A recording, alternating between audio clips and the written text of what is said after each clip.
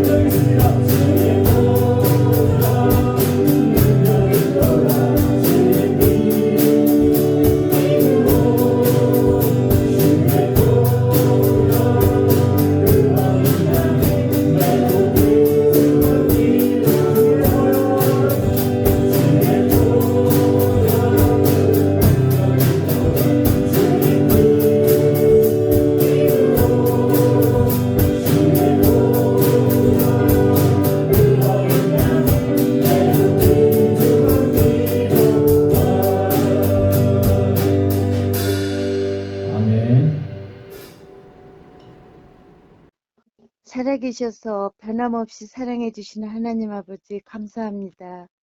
거룩하고 복된 날을 들을 수 있음에 감사드립니다. 날마다 하나님 아버지를 사모하며 살아가기를 원하지만 한시도 주님의 크신 사랑을 망각하고 살아가는 저희를 사순절을 통하여 주님의 은혜를 생각하는 저희 되게 하여 주옵소서. 어려운 상황 속에서도 우리 아가페 봉사부를 사랑해 주셔서 감사합니다. 비대면 속에서도 온라인으로 줌으로 큐티하며 여러 모임 행사할 수 있도록 인도해 주시는 주님 감사합니다. 오늘 말씀을 전하실 목사님께 성령의 두루마리를 입혀주셔서 말씀을 듣는 모든 이에게 생명의 양식이 되게 하여 주옵소서. 날마다 그의 나라와 그의 의를 구하는 저희 되도록 인도해 주시기를 원하며 깊고 높은 데로 이끌어 주옵소서. 십자가에 죽기까지 사랑해 주신 우리 주 예수 그리스도 이름으로 기도합니다. 아멘. 이달의 성구 암송입니다. 마태복음 11장 28절부터 30절까지의 말씀입니다. 수고하고 무거운 짐진 자들아 다 내게로 오라. 내가 너희를 쉬게 하리라. 나는 마음이 온유하고 겸손하니 나의 명예를 메고 내게 배우라. 그리하면 너희 마음이 쉼을 얻으리니 이는 내 멍에는 쉽고 내 짐은 가벼우니라 하시니라. 아멘. 오늘 하나님께서 우리에게 주는 말씀은 마태복음 22장 1절부터 14절까지의 말씀입니다. 마태복음 22장 1절부터 14절까지의 말씀을 제가 받들어 읽도록 하겠습니다. 예수께서 다시 비유로 대답하여 이르시되 천국은 마치 자기 아들을 위하여 혼인잔치를 베푼 어떤 인공과 같으니 그 종들을 보내어 그 청한 사람들을 혼인잔치에 오라 하였더니 오기를 싫어하거늘 다시 다른 종들을 보내어 이르되 청한 사람들에게 이르기를 내가 오찬을 준비하되 나의 소와 살진 짐승을 잡고 모든 것을 갖추었으니 혼인잔치에 오소서 하라 하였더니 그들이 돌아보지도 않고 한 사람은 자기 밭으로 한 사람은 자기 사업으로 가고 그 남은 자들은 종들을 잡아 모욕하고 죽이니 임금이 노하여 군대를 보내어 그 살인한 자들을 진멸하고 그 동네를 불사르고 이에 종들에게 이르되 혼인잔치는 준비되었으나 청한 사람들은 합당하지 아니하니 내 거리 길에 가서 사람을 만나는 대로 혼인잔치에 청하여 오라 한데 종들이 길에 나가 악한 자다 선한 자나 만나는 대로 모두 데려오니 혼인잔치에 손님들이 가득한지라.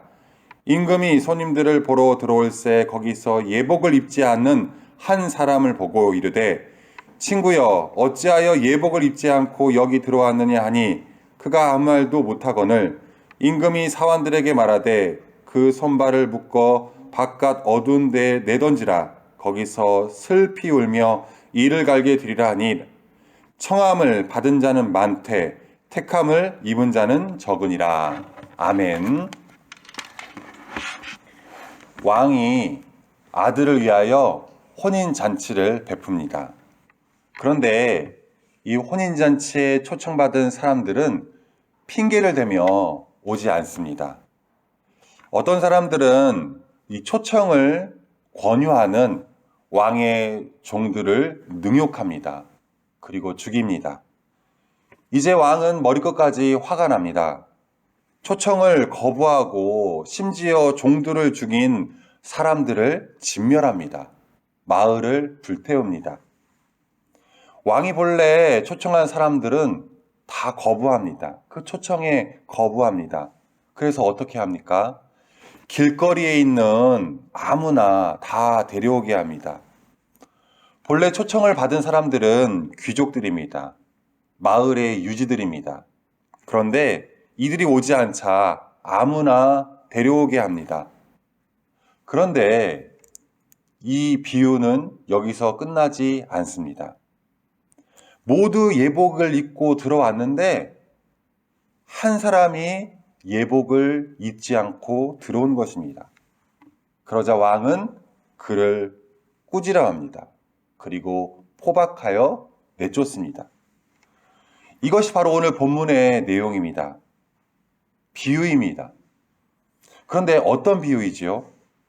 다 같이 마태복음 22장 1절과 2절의 말씀을 읽도록 하겠습니다. 본문 마태복음 22장 1절과 2절입니다. 예수께서 다시 비유로 대답하여 이르시되 천국은 마치 자기 아들을 위하여 혼인잔치를 베푼 어떤 임금과 같으니. 천국은 마치. 놀랍게도 이 비유는 어떤 비유인가요? 천국 비유입니다. 예수님은 혼인잔치를 들어서 천국은 이와 같다라고 말씀하십니다. 하지만 우리를 당혹해 하는 그 무언가가 있습니다. 무엇일까요? 바로 왕의 진노입니다. 우리가 아는 그런 왕이 아니라 당시의 왕은요, 분봉왕이라고 해서 그 해당 지역을 다스리는 왕을 말합니다. 여하튼 왕의 진노와 이 천국은요, 잘 연결되지가 않습니다. 잘 조화되지가 않습니다. 왜 천국 비유를 하시면서 왕의 진노를 말할까요? 이 비유의 초점은요, 왕의 진노에 있지 않습니다.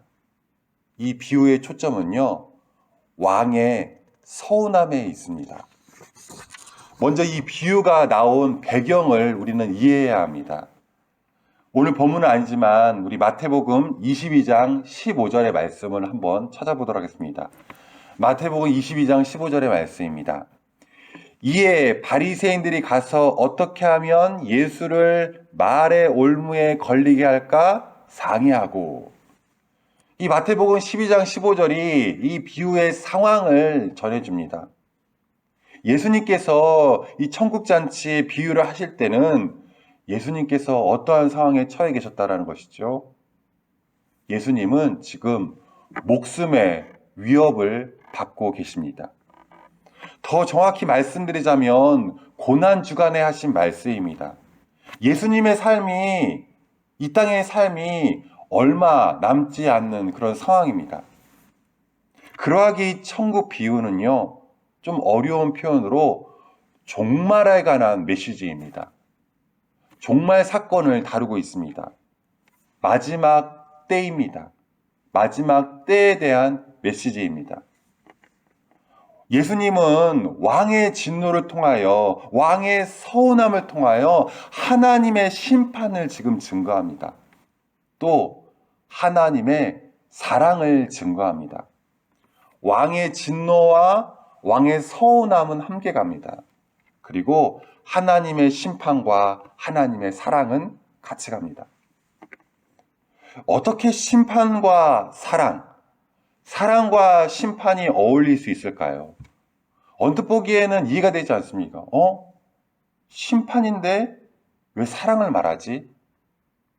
또 구원과 심판이 함께 갑니다.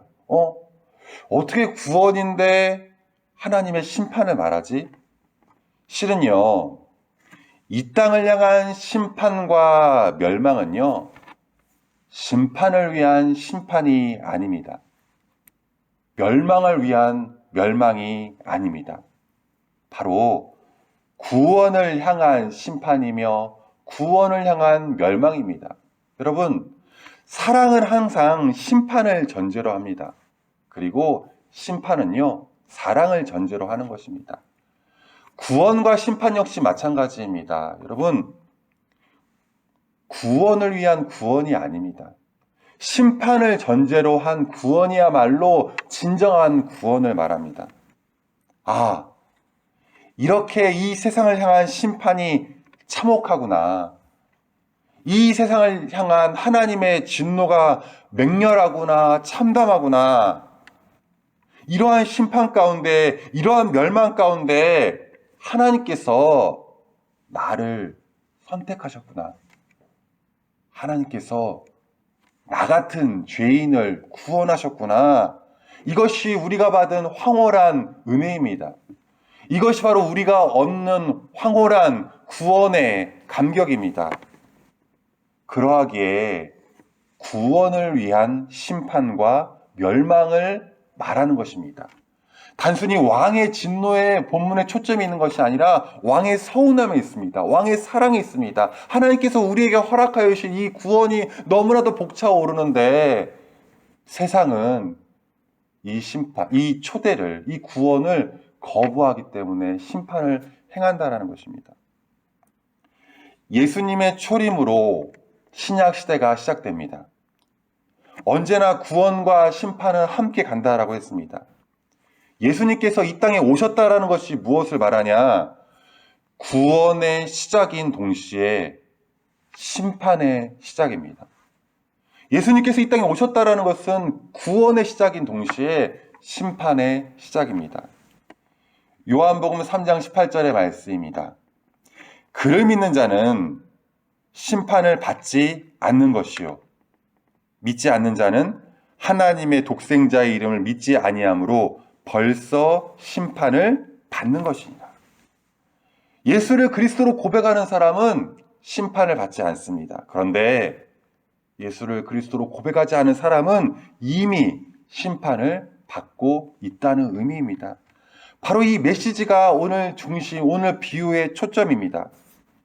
우리는 오늘 천국 비유의 메시지를 통해서 이 심판의 메시지를 통해서 구원을 체험해야 합니다. 하나님의 사랑을 체험해야 합니다. 이 심판의 이유가 무엇일까요? 왜 심판을 받을까요? 본문은 두 가지를 증거하고 있습니다. 첫째는 거절입니다. 거절했기 때문입니다. 당시 관습은요, 한 달 혹은 두 달 먼저 왕이 초청을 합니다. 그리고 그 초청에 응한 사람만큼 좌석과 음식을 준비합니다. 왜냐하면요, 오늘 본문 당시의 이 문화에서는요, 잔치자리에서 빈자리가 생긴다. 그것은 모욕과 수치이기 때문입니다. 천국 잔치의 초청은요, 복음의 초대를 말합니다. 그런데 이 복음의 초대를 거절합니다. 이 핑계, 저 핑계 대면서 저는 먹고 살아야 돼요. 저는 이것 때문에 안 돼요. 나는 뭘 더 세상 일을 해야 돼요. 이렇게 구원의 소식을 거부함을 말합니다. 복음을 거부하는 세대입니다. 게다가 또 어떡합니까? 어떻게 거절하지요? 왕이 보낸 종들을 잡아 죽입니다. 무엇을 말하는 걸까요?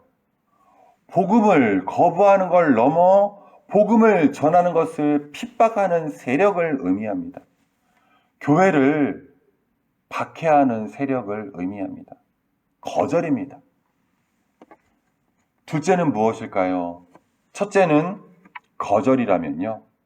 두 번째는 예복을 입지 않습니다. 당시 잔치를 베풀 때 잔치를 베푸는 측에서 예복을 준비합니다. 잔치에 초대된 사람이 자기 스스로 예복을 준비해서 잔치에 참여하는 것이 아니라요. 잔치를 베푼 측에서 예복을 준비합니다. 아주 깨끗한 천으로 만든 망토와 같은 예복을 준비합니다. 그리고 무료로 거저 종들이 그 예복을 잔치에 응한 사람을 걸쳐줍니다. 초청하는 사람의 수에 맞게 정확하게 하는 이유가 바로 여기에 있는 것입니다. 그런데 이 예복을 입지 않는 사람이 있습니다. 돈이 없어서 예복을 준비하지 못한 것이 아닙니다. 잔치를 베푸는 측에서 준비한 그 예복을 스스로 입지 않았다는 의미입니다. 왜일까요? 그는 교만하기 때문입니다. 하나님의 의가 없어도 된다. 나의 의로 하나님께 나아갈 수 있다. 바로 이런 교만입니다. 본문 당시에 유대인을 말합니다. 로마서 2장 17절부터 20절까지의 말씀입니다. 유대인이라 불리우는 네가 율법을 의지하며 하나님을 자랑하며 율법의 교훈을 받아 하나님의 뜻을 알고 지극히 선한 것을 분간하며 맹인의 길을 인도하는 자요 어둠에 있는 자의 빛이요 율법에 있는 지식과 진리의 모범을 가진 자로서 어리석은 자의 교사요 어린아이의 선생이라고 스스로 믿으니 유대인이라 불리우는 네가 종교인이라 불리우는 네가 스스로 믿으니 하나님을 인정하는 듯 합니다. 하지만 그렇지 않습니다. 스스로를 믿습니다. 한마디로 종교인입니다. 어쩌면 이렇게 생각할지도 모릅니다. 기독교도 종교가 아닌가. 하지만 엄밀히 말씀드리면요. 여러분, 기독교는 종교가 아닙니다. 왜냐하면 복음이 종교가 아니기 때문입니다.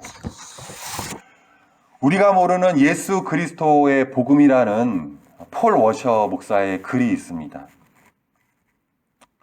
오늘날 복음주의 교회에서 가장 필요한 것은 무엇일까요?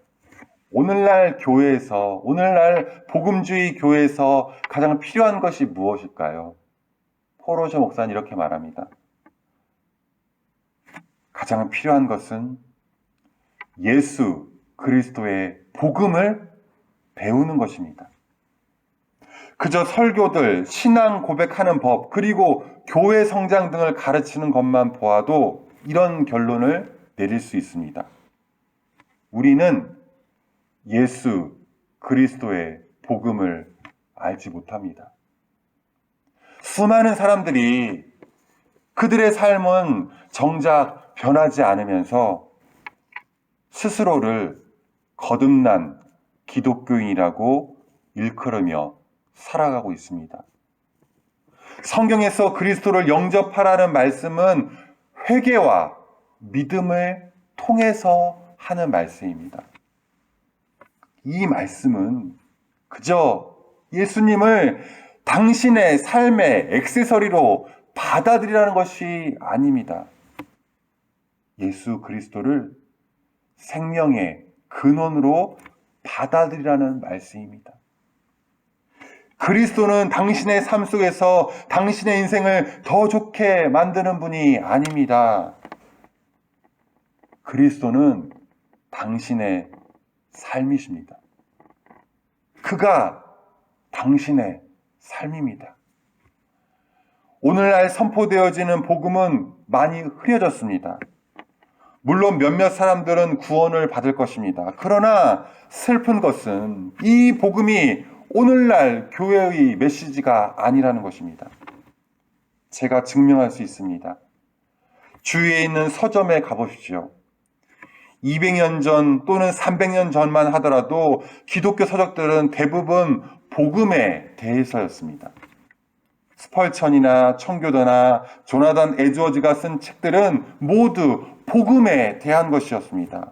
어떻게 하면 우리가 복음을 이해할 수 있습니까? 어떻게 하면 우리가 복음을 설교할 수 있습니까? 무엇이 진정한 회개입니까? 어떻게 하면 우리가 진정으로 거듭날 수 있습니까? 이것이 복음의 주제였습니다. 오늘 주위에 있는 서점에 가보셔서 이런 복음에 대해 쓰여지는 책들을 찾아보십시오. 아무것도 찾지 못할 것입니다. 대부분의 책들, 어떻게 하면 성공할 수 있는지, 성공하는 10가지의 순서들만 있을 뿐입니다.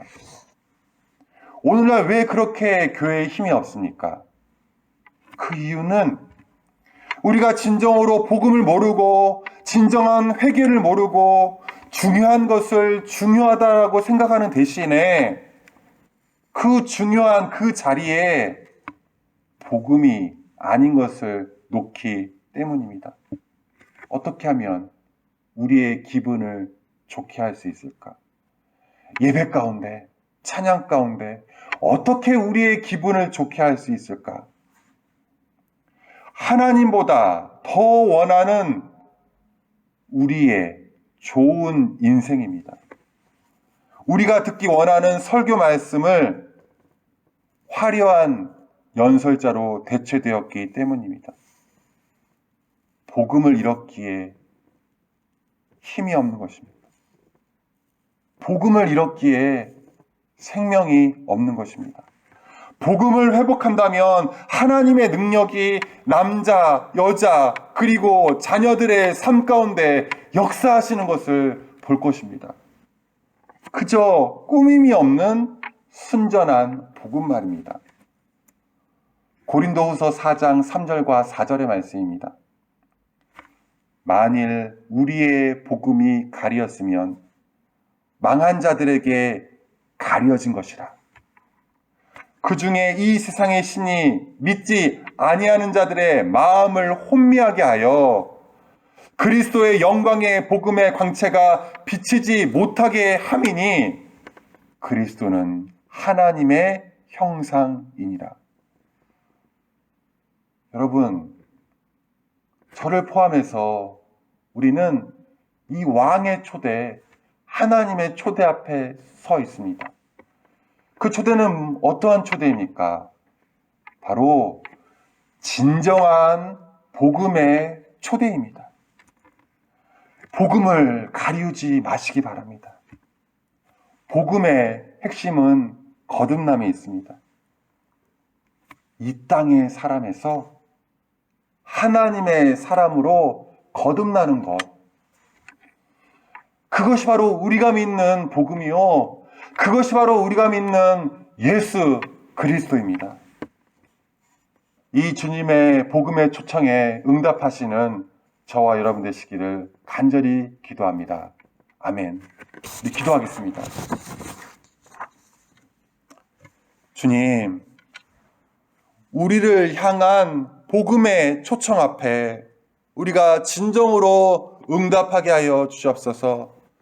단순한 종교인의 삶이 아니라 진정으로 거듭난 신자의 삶을 저희가 살아낼 수 있도록 인도하여 주시옵소서. 꾸밈이 없고 순전한 복음 앞에 예수 그리스도의 십자가의 능력과 부활의 소망 앞에 우리가 서게 하여 주시옵소서. 이 복음의 초청 앞에 진심으로, 진정으로, 그리고 겸손히 응답할 수 있는 저희가 되게 하여 주시옵소서. 하나님을 액세서리로 여기는 것이 아니라 하나님이, 예수님이, 그리고 성령님이 나의 삶이 되게 하여 주시옵소서. 또한 진정 우리의 삶 가운데 거듭남을 체험케 하여 주시옵소서. 진심으로, 진정으로 하나님을 체험할 수 있도록 인도하여 주시옵소서. 우리의 힘과 능력으로 할 수 없사오니 성령께서 우리를 주관하여 주시고 성령께서 우리를 인도하여 주시옵소서. 우리 아가페 봉사부 가운데 충만한 하나님의 임재를 허락하여 주시옵소서. 함께 하심에 감사드리오며 우리 사랑하시는 예수 그리스도의 이름으로 기도합니다. 아멘.